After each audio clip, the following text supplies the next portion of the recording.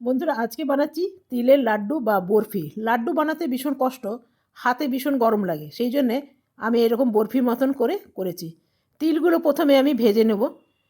দুই রকমের তিল নিয়েছি, সাদা তিল নিয়েছি আর কালো তিল নিয়েছি। তিলটা থেকে পুটপুট করে আওয়াজ বেরোচ্ছিলো, তখনই বুঝতে হবে হয়ে গেছে। এটা নিয়ে নিলাম একটু নারকেলের পাউডার, দিয়ে দেবো সামান্য চিনি আর দিয়ে দেবো গুড়, দুটো মিক্স করে বানাবো।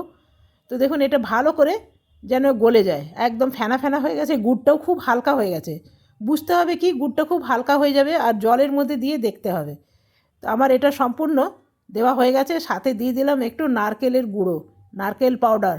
ব্যাস এমনি করে চেপে একটা বাটার পেপার নিয়ে নিয়েছি আর বাটার পেপারের মধ্যে একটু ঘি লাগিয়ে নিলাম। এরপরে বেলাই করে খুব সুন্দর করে বেলে নিতে হবে। আর এখনই দেখছেন কত কড়া হয়ে গেছে, আপনাকে আমি দেখাই, খুব তাড়াতাড়ি কাজটা করতে হবে কিন্তু। এই যে দেখুন, দেখছেন কড়া হয়ে গেছে। এবারে তাড়াতাড়ি না কাটলে কিন্তু শক্ত হয়ে গেলে কিন্তু আর কাটা যাবে না। তো আমি তাড়াতাড়ি করে কেটে নিলাম। আর দেখুন, দেখছেন লাড্ডুর চেয়ে ভালো হয়েছে কিনা বলুন, কি সুন্দর দেখতে, একদম বরফির মতন।